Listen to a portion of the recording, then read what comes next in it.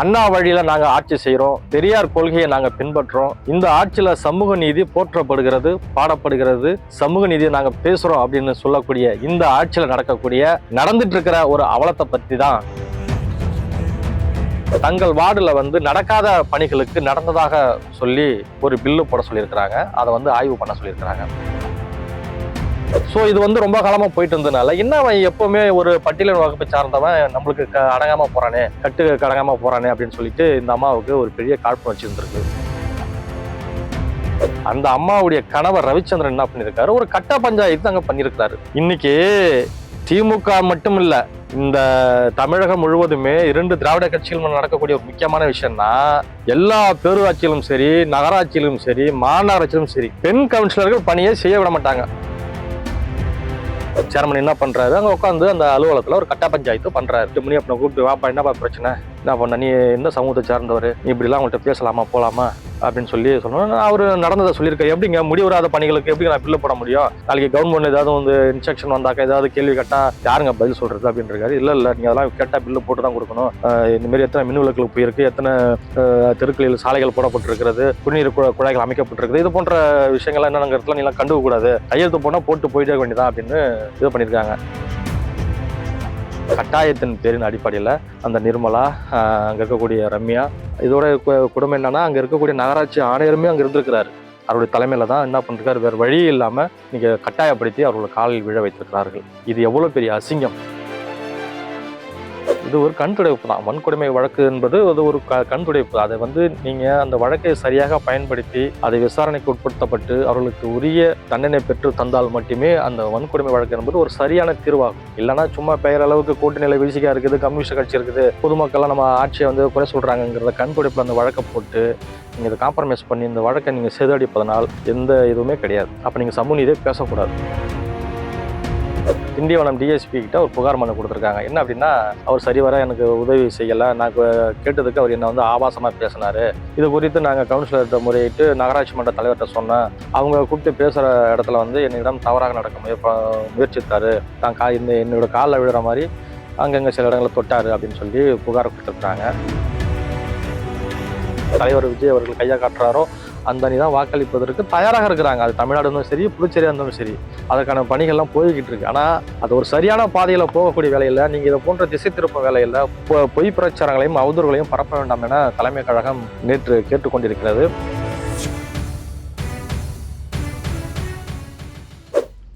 Let's talk politics நேயர்களுக்கு வணக்கம். இன்னைக்கு வீடியோவில் நம்ம எதை பற்றி பேச போகிறோம்னா, அண்ணா வழியில் நாங்கள் ஆட்சி செய்கிறோம், பெரியார் கொள்கையை நாங்கள் பின்பற்றோம், இந்த ஆட்சியில் சமூக நீதி போற்றப்படுகிறது, பாடப்படுகிறது, சமூக நீதியை நாங்கள் பேசுகிறோம் அப்படின்னு சொல்லக்கூடிய இந்த ஆட்சியில் நடந்துட்டு இருக்கிற ஒரு அவலத்தை பற்றி தான் நம்ம இன்னைக்கு பார்க்க போகிறோம். என்ன அப்படின்னு நீங்கள் கேட்குறீங்க? ஆமாங்க, திண்டிவனம் நகராட்சியில் பட்டியல் இனத்தை சார்ந்த நகராட்சி ஊழியர் ஒருவர் இன்னைக்கு அவமதிக்கப்பட்டிருக்கிறாரு. இதுதான் இன்னைக்கு எல்லா ஊடகங்களும் பேசு பொருளாக இருக்குது. இந்த சமூக நீதி பேசக்கூடிய இந்த ஆட்சியில் தான் இங்கே திண்டிவனம் மட்டும் இல்லை, இதற்கு முன்பாக பல ஊர்களில் இது போன்ற சம்பவங்கள்லாம் நடந்துகிட்டு இருக்கு. அதோடைய தொடர்கதையை தான் கடந்த 29ஆம் தேதி திண்டிவனம் நகராட்சியில் அந்த சம்பவம் நடந்துட்டு இருக்கு. என்ன நடந்தது, எதற்காக நடந்தது, இப்போ அங்கே என்ன பிரச்சனை போய்கிட்டு இருக்கு, இதை பற்றி தான் இந்த வீடியோவில் முழுமையாக காண இருக்கிறோம். வாங்க பார்ப்போம். அதாவது திண்டிவனம் நகராட்சிக்கு உட்பட்ட ரோசனை பகுதியை சார்ந்தவர் முனியப்பன். இவர் ஒரு பட்டியலின வகுப்பை சார்ந்தவர். இவர் இளநிலை உதவியாளராக திண்டிவனம் நகராட்சியில் ரொம்ப வருஷமாக பணியாற்றிட்டு வராரு. இந்த நிலையில தான் திண்டிவனம் நகராட்சியில் 20வது வார்டு கவுன்சிலராக இருக்கக்கூடிய திரு ரம்யா அவர்களுக்கும் முனியப்பனுக்கும் கடந்த காலங்களில் சிறு சிறு பிரச்சனைகள் ஏற்பட்டு வந்திருக்கு. என்ன அப்படின்னாக்கா, இந்த ரம்யான்றவங்க திமுக கட்சியை சார்ந்தவங்க. இவருடைய கணவர் பெயர் ராஜா, அவர் யார் என்பது எல்லோருக்கும் தெரியும். இந்த அம்மா என்ன பண்ணுறாங்கன்னா, தங்கள் வார்டில் நடக்காத பணிகளுக்கு நடந்ததாக சொல்லி ஒரு பில்லு போட சொல்லியிருக்கிறாங்க. அதை ஆய்வு பண்ண சொல்லியிருக்கிறாங்க. அதை முனியப்பன் மறுத்திருக்கிறாரு. இது போன்ற சேலைகளில் முடிவுறாத பணிகளுக்கு முடிவுற்றதா சொல்லி பில்லு போட சொன்னதா ஒரு குற்றச்சாட்டு இருந்திருக்கிறது. இது மட்டும் இல்லை, தெருவிளக்குகள், குடிநீர் குழாய்கள், இது போன்ற சாலை வசதிகள் போன்ற பணிகள்லாம் அந்த வார்டில் நடந்து கொண்டிருக்கிறது. இதை முழுமை பெறாம அறகுற வேலையில இதற்கு நீங்க முடிவுற்றதா சொல்லி பில்லு கட்டிருக்காங்க. இது மட்டும் இல்லை, பட்டியலினத்தை வகுப்பை சார்ந்தோர் என்பதால் இந்த முனியப்பன் மீது ரம்யாவுக்கு ஏற்கனவே காழ்ப்புணர்ச்சி இருந்ததா கூறப்படுகிறது. இதனால கடந்த காலங்களில் 2 பேருக்குமே சிறு சிறு மோதல் இருந்து வந்ததா சொல்லப்படுது. இந்த நிலையில தான் கடந்த 29ஆம் தேதி அன்னைக்கு என்ன நடந்திருக்குன்னா, அந்த 29ஆம் தேதி சம்பவத்திற்கு முன்பாக இவங்க அலுவலகத்திற்கு வந்து முடிவு பெறாத பணிகளுக்கு முடிவு பெற்றுவிட்டதாக நீங்கள் ரசீது கொடுக்க வேண்டும். அதே போன்று எனது அலுவலகத்தில் உள்ள பழைய ஃபைல்கள், அதாவது 2021, 22 ஃபைல்கள்லாம் எடுத்து கொடுங்கன்னு ரம்யா கேட்டதாகவும், அதற்கு இவர் மறுப்பு தெரிவிச்சிருக்கிறார். அதான் தகவல் சொல்லப்படுது. அதாவது நீங்கள் எப்படிங்க ஒரு வேலையே முடிக்கல, ஆனால் நீங்கள் அதுக்கு எப்படிங்க பில்லு கேட்குறீங்க, அதுக்கு நான் வந்து செய்ய முடியாது, நான் ஒரு அரசு ஊழியராக இருக்கிறேன், நாளைக்கு ஏதாவது பிரச்சனை நான் மாட்டிப்பேன்னு அவர் சொல்கிறாரு. அதுக்கு அந்த அம்மா வந்து பிரச்சனை பண்ணுறாங்க. இதோட காழ்ப்புணர்ச்சி என்ன பண்ணுறாங்க, நீங்கள் இதுக்கு முன்னாடி உள்ள 2021, 22 உள்ள டாக்குமெண்ட்ஸ் அந்த இதெல்லாம் கேட்டிருக்கிறாங்க. அவரு கொஞ்சம் தாமதப்படுத்திருக்கிறாரு. இதில் வந்து 2 பேருக்கும் வாக்குவாதம் போயிட்டு இருந்திருக்கு. ஸோ இது வந்து ரொம்ப காலமாக போயிட்டு இருந்ததுனால, என்ன அவன் எப்போவுமே ஒரு பட்டியலின் வகுப்பை சார்ந்தவன் நம்மளுக்கு அடங்காமல் போகிறானே, கட்டுக்கு அடங்காமல் போகிறானே அப்படின்னு சொல்லிட்டு இந்த அம்மாவுக்கு ஒரு பெரிய காழ்ப்புணர்ச்சி இருந்திருக்குது. இந்த நிலையில தான் 29ஆம் தேதி 2 பேருக்குமே அந்த அலுவலகத்துக்குள்ளே ஒரு கடுமையான வாக்குவாதம் நடந்திருக்கு. இதில் என்னுடைய தொடர்ச்சியாக அந்த ரம்யா என்ன பண்ணுறாங்க, தன்னுடைய கணவர்கிட்ட போய் சொல்கிறாங்க, இது போல் அவன் ஒரு பட்டியல் வகுப்பு சார்ந்தவன், என்னை வந்து கேள்வி கேட்குறான், நான் சொல்கிற வேலையை செய்ய மாட்டேங்கிறான், பில்லு போடுனா போட்டு தர மாட்டேங்கிறான், இப்படி வந்து ஒத்து போக மாட்டான், அதாவது ஊழல் செய்வதற்கு அந்த இதுக்கு இவர் ஒத்து வர மாட்டேங்கிறான், கேட்டால் எதிர்த்து பேசுகிறான், இவன் இந்த ஜாதிகாரன் இவெல்லாம் பேசலாமா அப்படின்னு பேசியிருக்கிறாங்க.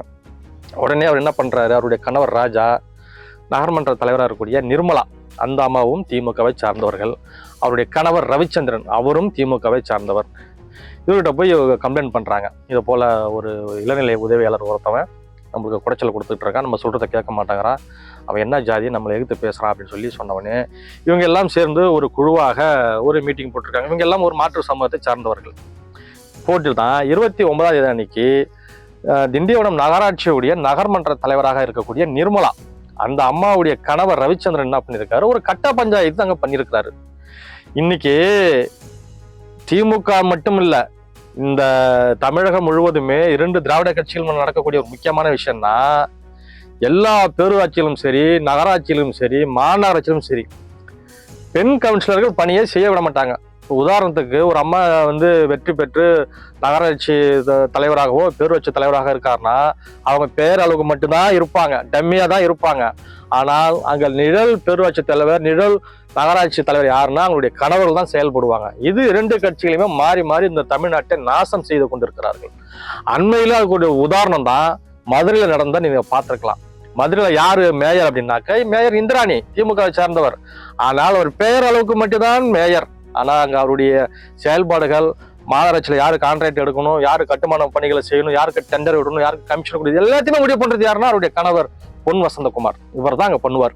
இது மதுரை மட்டும் இல்ல, இருக்கக்கூடிய மாநகராட்சியும் சரி, நகராட்சியும் சரி, எல்லா பேரூராட்சி மன்றங்களும் இந்த பெண் கவுன்சிலர் எங்க இருக்கிறாங்களோ அங்க ஃபுல்லா அவங்க செயல்படவே மாட்டாங்க. அவருடைய கணவர்கள் தான் ஆக்கிரமித்து இது போன்ற அட்டி ஒழுங்குகளில் ஈடுபடுகிறார்கள். இது வந்து இந்த ஆட்சியாளர்கள் கண்டுகொள்வதே கிடையாது. நகராட்சி பேரூராட்சி இருக்கக்கூடிய ஆணையாளர்களும் அரசு அதிகாரிகளும் இது குறித்து எந்த முடிவும் எடுப்பதில்லை, அது குறித்து நடவடிக்கையும் எடுப்பதில்லை. மாறாக அவருடன் சேர்ந்து கூட்டு கொள்ளையடிப்பதுதான் இந்த அதிகாரிகள் முக்கிய குறிக்கோளாக வைத்திருக்கிறார்கள். அதனுடைய ஒரு பகுதியாகத்தான் இதுவும். என்ன அப்படின்னாக்கா, இந்த ரவிச்சந்திரன் இருக்கார்ல, அவரு அங்க சேர்மன் கிடையாது, அவரோட ஒய்ஃப் தான். ஆனா இவர் என்ன பண்றாரு, சேர்மன் தோணியில நிழல் சேர்மன் என்ன பண்றாரு, அங்க உட்காந்து அந்த அலுவலகத்துல ஒரு கட்ட பஞ்சாயத்து பண்றாரு. அந்த இளநிலை உதவியாளர் கூப்பிட்டு, முனியப்பனை கூப்பிட்டு, வாப்பா என்னப்பா பிரச்சனை, என்ன பண்ண, நீ எந்த சமூகத்தை சார்ந்தவர், நீ இப்படிலாம் அவங்கள்ட்ட பேசலாமா போகலாமா அப்படின்னு சொன்னோம். அவர் நடந்ததை சொல்லியிருக்காரு. எப்படிங்க முடிவராத பணிகளுக்கு எப்படி நான் பில்லு போட முடியும், நாளைக்கு கவர்மெண்ட் ஏதாவது வந்து இன்ஸ்ட்ரக்ஷன் வந்தாக்கா ஏதாவது கேள்வி கேட்டால் யாருங்க பதில் சொல்கிறது அப்படின்னு இருக்காரு. இல்லை நீங்கள் அதெல்லாம் கேட்டால் பில்லு போட்டு தான் கொடுக்கணும், இந்தமாரி எத்தனை மின் விளக்குகளுக்கு போயிருக்கு, எத்தனை தெருக்களில் சாலைகள் போடப்பட்டிருக்கிறது, குடிநீர் குழாய்கள் அமைக்கப்பட்டிருக்குது, இது போன்ற விஷயங்கள்லாம் என்னங்கிறதுலாம் நீலாம் கண்டுக்கக்கூடாது, கையெழுத்து போனால் போட்டு போயிட்டே வேண்டியதான் அப்படின்னு இது பண்ணியிருக்காங்க. சரி இனிமேலாம் அம்மாட்டெல்லாம் பேசாத, ஒரு சாரி சொல்லிட்டு போ அப்படின்னு இருக்காரு. நான் எதுக்குங்க சாரி சொல்லணும் அப்படின்னாக்கா, இல்லை நீ தொடர்ந்து இது போல் நீ அவமதிச்சுக்கிட்டு போயிட்டுருக்க, சொல்கிற பேச்சை கேட்க மாட்டேங்கிற, ஆஃப்டர் ஆல் நீ ஒரு கவர்மெண்ட் சர்வெண்ட் தான், நாங்கள் நினச்சா உன்னை மாற்றிடுவோம் போயிடுவோம்னு சொல்லி ஒருமையில் பேசியிருக்கிறாங்க. பேசி அவரோட என்ன பண்ணிட்டாரு, ஸோ இதுக்கப்புறம் நம்ம அவங்களுக்கு கட்டுப்படாமல் போனால் நம்ம மேல் நடவடிக்கை எடுத்து ஏதாவது நம்மளுடைய பணிக்கு ஏதாவது ஆபத்து வந்துருமோன்னு சொல்லிட்டு என்ன பண்ணுறாருன்னா, சரிங்க நான் மன்னிப்பு கேட்குறேன், ஒரு அறையில் வைத்து நான் மன்னிப்பு கேட்குறேன்னு இருக்குது. அறையிலலாம் வைத்து கேட்க முடியாது, இங்கேயே பொது இடத்துல கேளு அப்படின்னு ரவிச்சந்திரன் சொன்னதாக தகவல் வந்திருக்கு. அதன் அடிப்படையில் கட்டாயத்தின் பேரின் அடிப்படையில் அந்த நிர்மலா, அங்கே இருக்கக்கூடிய ரம்யா, இதோட குடும்பம் என்னன்னா அங்கே இருக்கக்கூடிய நகராட்சி ஆணையருமே அங்கே இருந்திருக்கிறாரு. அவருடைய தலைமையில் தான் என்ன பண்ணிருக்காரு, வேறு வழி இல்லாமல் நீங்கள் கட்டாயப்படுத்தி அவரோட காலில் விழ வைத்திருக்கிறார்கள். இது எவ்வளோ பெரிய அசிங்கம்!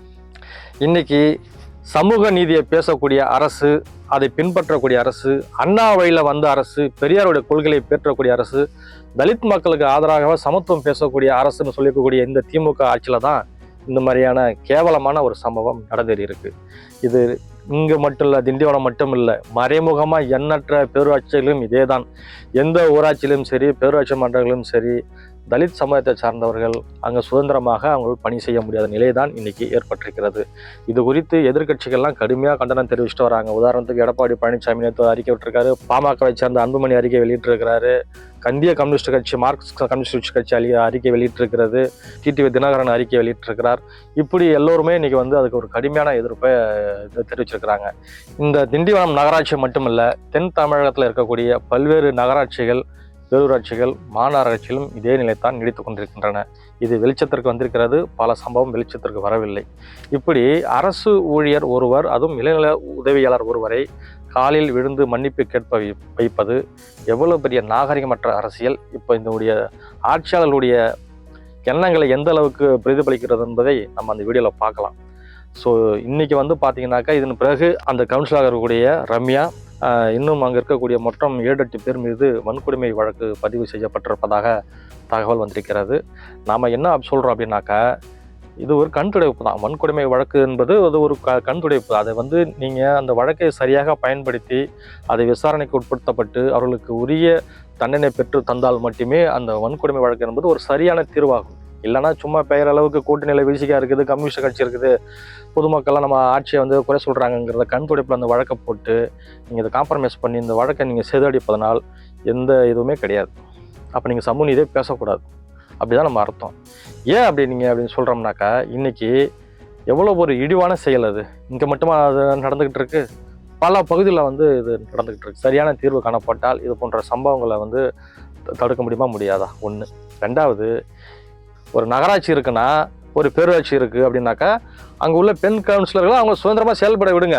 ஏதாவது டவுட் இருக்குது, இல்லை ஏதாவது தேர்தல் சம்மந்தமாக, இல்லை அரசு சம்மந்தமாக ஏதாவது டவுட் இருந்தாக்கா அதை வீட்டில் வச்சு சொல்லிக் கொடுங்க. கணவர் உங்களுக்கு என்னையா வேலைங்க அங்கே? என்ன நீங்கள் ஏன் போய் கட்ட பஞ்சாயத்து பண்ணுறீங்க? நீங்கள் ஏன் அங்கே போய் ஆட்சி அதிகாரத்தில் உட்காடுறீங்க? நீங்கள் ஏன் அந்த அதிகாரத்தை எடுத்து துஷ்பிரயோகம் பண்ணுறீங்க? அதனுடைய தொடர்கதை தான் இது. ரவிச்சந்திரன் அங்கே போய் ஏன் கட்ட பஞ்சாயத்து பண்ணுறாரு? அவருக்கும் இங்கே இருக்கு என்ன சம்பந்தம்? இது போன்ற சம்பவங்கள் தமிழ்நாட்டில் தொடர்கதையாக நடந்துகிட்டு இருக்கு. இது வன்மையாக கண்டிக்கத்தக்கது. நம்ம என்ன சொல்றோம் அப்படின்னாக்கா, ஆட்சியாளர்கள் யாரும் வந்தாலும் சரி, பட்டியலின வகுப்பை சார்ந்தவர்கள் ஒரு பதவிக்கோ இல்லை ஒரு அரசுடைய அதிகாரத்துக்கு வந்தால் அவர்களை நிம்மதியாக வேலை செய்ய விடக்கூடிய நிலை தான் இந்த 2 ஆட்சிகளிலுமே நடந்துகிட்டு இருக்கு. அதுதான் இன்னைக்கு முனியப்பனுக்கும் நடந்திருக்கு. இந்த நிலையில தான் அந்த ரம்யான்றவங்க உட்பட 8 பேர் மீது வன்கொடுமை வழக்கு பதிவு செய்யப்பட்டிருப்பதா தகவல் வந்திருக்கு. இதனையடுத்து ரம்யா தலைமறைவாயிட்டாங்கன்னு சொல்லி செய்திகள்லாம் வந்தது. ஆனால் அவங்க என்ன பண்ணுறாங்கன்னா, இன்னைக்கு போயிட்டு திண்டிவனம் டிஎஸ்பி கிட்ட ஒரு புகார் மனு கொடுத்துருக்காங்க. என்ன அப்படின்னா, முனியப்பன் நான் கோப்புகள் கேட்டேன், பழைய கோப்புகள்லாம் கேட்டேன், அவர் சரிவர எனக்கு உதவி செய்யலை, நான் கேட்டதுக்கு அவர் என்னை ஆபாசமாக பேசினார். இது குறித்து நாங்கள் கவுன்சிலர்கிட்ட முறையிட்டு நகராட்சி மன்ற தலைவர்கிட்ட சொன்னேன். அவங்க கூப்பிட்டு பேசுகிற இடத்துல என்னிடம் தவறாக நடக்க முயற்சித்தார், தான் என்னோட காலில் விழுற மாதிரி அங்கங்கே சில இடங்களை தொட்டார் அப்படின்னு சொல்லி புகார் கொடுத்துருக்குறாங்க. ஸோ அந்த வீடியோவில் பார்த்தாலே தெரியும் என்ன நடந்திருக்கு, எது நடக்கலன்றது தெரியும். ஸோ இதெல்லாம் குறித்து அரசு தான் உரிய ஒரு முடிவெடுக்கணும். இது போன்று இந்த பதவி வெறிகள், பதவி ஆசைகள், அது பெரிய அதிகாரத்தை துஷ்பிரயோகம் செய்கிறாங்க. பற்றியா, தான் கவுன்சிலரு, தான் நகராட்சி மன்ற தலைவர்னா நான் சொல்கிறது தான் கேட்கணும், நான் சொல்லிதான் சொல்லி இந்த ஆட்சி திமிரில் உட்காந்து பேசுகிறாங்க. பற்றியா, இது போன்ற ஆட்சியாளர்கள் மீது, அரசியல்கள் மீது இங்கே இருக்கக்கூடிய அரசு கடுமையான நடவடிக்கை எடுக்கணும். இது போன்ற ஒரு செயல் இருந்தால் நீங்கள் பேரூராட்சி மன்ற தலைவராக இருந்தாலும் சரி, நகராட்சி மன்ற தலைவராக இருந்தாலும் சரி, தான் இஷ்டத்துக்கு செயல்படக்கூடாது. ஒரு வரைமுறை இருக்கிறது. அவர்கள் தவறு செய்தால் நீங்கள் அங்கே இருக்கக்கூடிய நகராட்சி மன்ற ஆணையாளர் இருக்கிறார், அதுக்கு இப்போ மேலே மாவட்ட ஆட்சியாளர் இருக்கிறார், இன்னும் எண்ணற்ற துறை சார்ந்த அமைச்சர் இருக்கிறாங்க. நீங்கள் அப்படி தான் கொண்டு போகணும். நீங்கள் கட்டா பஞ்சாயத்து செய்து ஒரு இளைஞரை நீங்கள் காலில் விழ வைத்திருப்பது, அதுவும் ஒரு பட்டதாரி இளைஞர் இளநிலை உதவியாளரை நீங்கள் காலில் விழ வைத்திருப்பது மிகவும் வன்மையான ஒரு கண்டிக்கத்தக்க செயல். ஸோ இது போன்ற நடவடிக்கைகளை அரசு கண்டறிய வேண்டும் என்பது கோரிக்கையாக இருக்கிறது. அடுத்தபடியாக நம்ம பார்ப்பது என்னன்னா, நேற்று புதுச்சேரியில் ஊடகங்களில் சில செய்திகள்லாம் வந்திருக்கு. என்ன அப்படின்னாக்கா, தமிழக வெற்றி கழகமும் அங்கே இருக்கக்கூடிய ஒரு முக்கியமான கட்சியுடன் கூட்டணி வைத்து விட்டது. வருகின்ற 2026 சட்டமன்ற தேர்தலில் கூட்டணி வைத்து போட்டியிட போவதாக உண்மைக்கு மாறான ஒரு செய்தி வெளியிட்டிருக்கிறது. இது குறித்து தாவேகா தலைமை ஒரு அறிக்கையை தெளிவாக வெளியிட்டிருக்கிறது. என்ன அப்படின்னா, இன்னைக்கு ஊடகங்கள் உண்மைக்கு புறம்பான செய்தியை வெளியிடுகிறது. இது மக்களிடத்தில் ஒரு ஆரோக்கியமான விஷயத்தை கொண்டு போவாது. தமிழக வெற்றி கழகம் கூட்டணி குறித்தோ இல்லை புதுச்சேரியில் இருக்கக்கூடிய நிர்வாகிகள் குறித்தோ இன்னும் உறுதியாக எந்த முடிவும் எடுக்கவில்லை. புதுச்சேரியை பொறுத்தவரை விரைவில் நிர்வாகிகளும் சரி பொறுப்பாளர்களும் சரி நியமனம் செய்யப்படுவார்கள். ஆனால் அது இன்னும் ஒரு சில காலகட்டத்தில் அதை நாங்கள் பண்ணிடுவோம். ஆனால் கூட்டணி குறித்து நாங்கள் எந்த கட்சியோட நாங்கள் பேசலை, பேச்சுவார்த்தையும் ஈடுபடலை. ஆனால் இப்படியான ஒரு செய்தியை ஏன் மக்கள்கிட்ட கொண்டு போகிறீங்க அப்படின்னு ஒரு கடுமையான கண்டனம் தெரிவிச்சிருக்குது. நாம் என்ன சொல்கிறோம்னாக்கா, இப்போ தமிழகத்தை போன்று புதுச்சேரியிலும் இது போன்ற அவதூறுகளையும் இல்லாத விஷயத்த முடிச்சு போட்டு ஒரு கட்டுக்கதை எழுதக்கூடிய ஊடகங்களுக்கு நம்ம என்ன சொல்கிறோம்னா, இது போன்ற அவதூறுகளை பரப்புவதனால் உங்களுக்கு என்ன லாபம் கிடைக்க போகிறது? ஏன் தலைமை கழகம் ஒரு அறிவிப்பு வெளியே வரும், அவங்க என்ன இது மறைமுகமாக செய்யக்கூடிய வேலையாது? ஏதாவது ஒரு கட்சியுடன் கூட்டணி வைக்க போகிறோம் அப்படின்னா தெளிவாக சொல்ல போகிறாங்க. அது குறித்து முறையாக அறிவிப்பு வெளியிட போகிறாங்க, சந்தித்து பேச்சுவார்த்தை நடத்துவாங்க. இப்படிலாம் இருக்குது, அதுக்கான காலங்கள் இருக்கிறது, நேரங்கள் இருக்கிறது. ஆனால் இது போன்ற கட்சியினுடைய பெயரை கெடுக்கும் விதமாக முன்கூட்டியே அவர்களுடன் கூட்டணி, இவர்களுடன் கூட்டணி, அங்கே இத்தனை சீட்டு இங்கே இத்தனை சீட்டுன்னு அப்படின்னு சொல்லி நீங்களே ஏன் அப்படி ஒரு பொய் பிரச்சாரத்தை மேற்கொள்றீங்க? இதனால மக்கள் கன்ஃபியூஸ் ஆகிறதுக்கு வாய்ப்பு இருக்கு இல்லையா? யார் எந்த அணியில் தலைவர் விஜய் அவர்கள் கையை காட்டுறாரோ அந்த அணி தான் வாக்களிப்பதற்கு தயாராக இருக்கிறாங்க. அது தமிழ்நாடு இருந்தாலும் சரி, புதுச்சேரியாக இருந்தாலும் சரி, அதற்கான பணிகள்லாம் போய்கிட்டு இருக்கு. ஆனால் அது ஒரு சரியான பாதையில் போகக்கூடிய வேலையில் நீங்கள் இதை போன்ற திசை திருப்ப வேலையில் பொய் பிரச்சாரங்களையும் அவதூறுகளையும் பரப்ப வேண்டாம் என தலைமை கழகம் நேற்று கேட்டுக்கொண்டிருக்கிறது. எனவே கூட்டணி தொடர்பான விஷயங்கள் அனைத்தும் தலைமை முடிவு செய்யும். அதற்கான அறிவிப்பு ஊடகங்கள் முறையாக வழங்கப்படும். அதுவரையிலும் இது போன்ற அவதூறுகளை பரப்ப வேண்டாம் என தலைமை கழகம் கேட்டுக்கொண்டுள்ளது. ஊடகங்களும் அதை பின்பற்ற வேண்டும் என நாம் எதிர்பார்க்கிறோம். சரி மக்களே, இன்னைக்கு நிறைய செய்திகளை விரிவாக பார்த்துருக்குறோம். நாளைக்கு மற்றொரு செய்தியை விரிவாக பார்க்கலாம். நன்றி, வணக்கம்.